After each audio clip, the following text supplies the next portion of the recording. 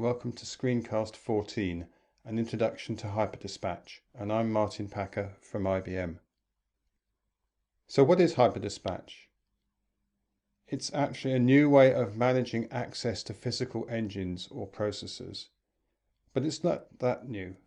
It was introduced with System Z10 a long time ago, but it became the default in z/OS 2.1, which is several releases ago now. It's assumed to be enabled in all of IBM's capacity planning tools. The value of HiperDispatch has increased with each successive processor generation, particularly as processor design has become more complex, and penalties for cache misses have become relatively greater. In a nutshell, it's about managing cycles per instruction, or CPI.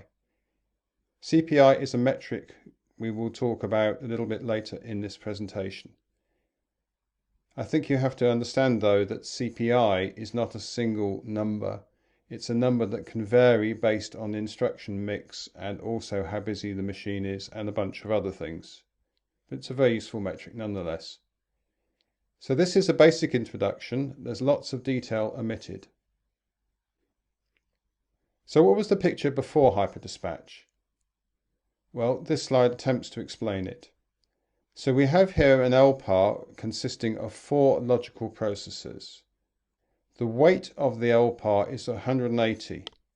Now before HiperDispatch, that weight would have been distributed evenly across all the logical processors.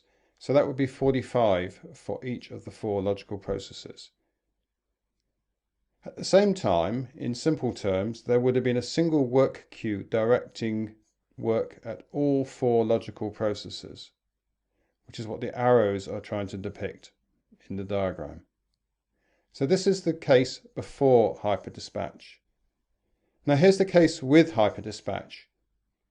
And one of the key features here is that the weights are corralled into a subset of logical processors. Now in this example, the weight of a logical processor, of a full logical processor, is 100. Just to keep things nice and simple in this example. We have a logical processor, CP0, which indeed has a weight of 100, and that's what we call a vertical high processor, or VH for short. CP1, however, has the rest of the LPAR's weight, which is 80. This we call a vertical medium logical processor, or VM for short. The remaining 2 logical processors carry 0 weight, and here we call them vertical lows, or VLs for short. The other feature you can see in this diagram is we now have 2 work queues. The work queues direct work at a subset of logical processors each. So the one with transactions in, for example, is directed to CP0 and CP2. The one with jobs in is directed to CP1 and CP3. These 2 queues and the processors they direct work to form what is known as an affinity node. So we have 2 affinity nodes here. So this is the picture, grossly simplified, but hopefully illustrative of the main points, of what happens when HiperDispatch is enabled for an LPAR. So let's talk about instrumentation, my favourite topic. So with RMF, we have the SMF70 subtype 1 record and the CPU activity report derived from it. So we have information at the engine level. So we have the logical engine's utilization, we have the vertical polarization, as I mentioned before, VH, VM, VL, but also unpolarized if the LPAR is not using HiperDispatch. We have the vertical weight of the logical processor, and if we are recording with RMF for the LPAR, we have the parking, which we'll come on to in a minute, for that LPAR, but only if we're recording for the LPAR from RMF. These numbers, of course, can all be rolled up. So we can get utilization, for example, at the LPAR level and at the machine level, which are things you're probably more familiar with than doing it at the engine level. But as we shall see, engine level is rather interesting and useful. One plea, I would suggest if you're running your own processor reporting that you do it for each pool separately. So GCPs should be, for example, kept separate from zips in any reporting you might do. So from RMF, here's an example of a logical processor group of 4 logical processors which happen to be zips. So in this particular case, zip 9 is a vertical high, zip 10 is a vertical medium, and zips 11 and 12 are vertical lows. We can see the vertical high has a high level of utilization than the vertical medium, and both of them significantly higher than the vertical lows, except at 2 key peak times, where that's still true, but the vertical lows do come into play much more strongly.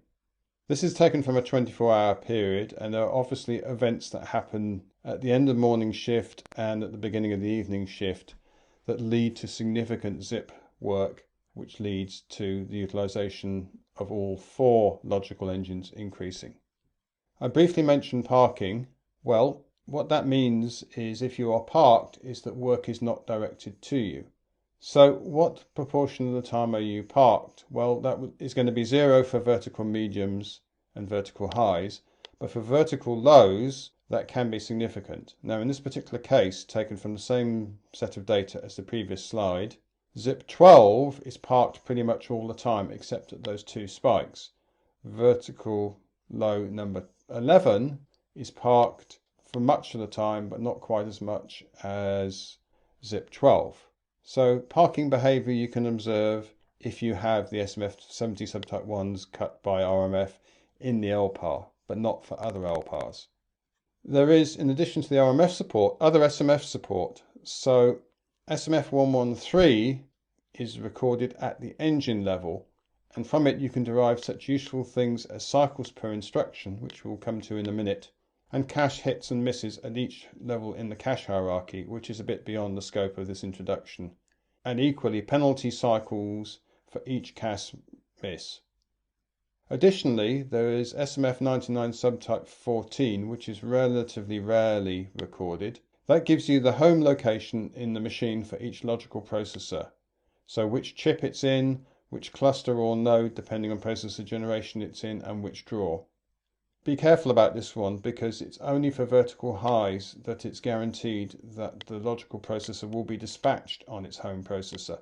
It's quite likely for vertical mediums and far from certain for vertical lows, but it can give you some interesting insight, particularly if you're debugging an LPAR design issue. So I mentioned SMF113, and here's a fairly typical view of cycles per instruction, this time taken across over a week for one LPAR. On the left, I've included the vertical highs, the vertical mediums, and the vertical lows. On the right, we just have the vertical highs and vertical mediums. The cycles per instruction for vertical lows on the left are clearly very often way above the cycles per instruction for the vertical highs and vertical mediums. Indeed, you can really see 2 flight levels here. You can see a flight level of about 14, 15, and you can see a flight level in excess of 40, getting up to 60. If you take out the vertical lows, that gives you the right-hand graph, which is also interesting, because it shows that for the vertical highs and vertical mediums, the cycles per instruction varies between, let's say, 2.5 cycles per instruction and 4.5 cycles per instruction. There's a nice regular pattern here, and you can see that different logical processors behave differently from each other. So the factors there can include things like how busy the logical processor is, or the machine for that matter, or the LPAR, but also the instruction mix. So cycles per instruction can be kind of interesting if you graph it, and that's what these 2 graphs show. So in conclusion, HiperDispatch is designed to make a big contribution to processor cache efficiency, and it's pretty much universal. There is a lot of instrumentation to help tell the story. So in particular, I would urge you to collect SMF70 subtype 1 for all LPARs on the machine. Likewise, SMF113 for all LPARs on the machine. SMF99 subtype 14 is interesting to me and can be diagnostic, but it's rather less important than the other 2. So I hope you've enjoyed this screencast. Thank you and goodbye.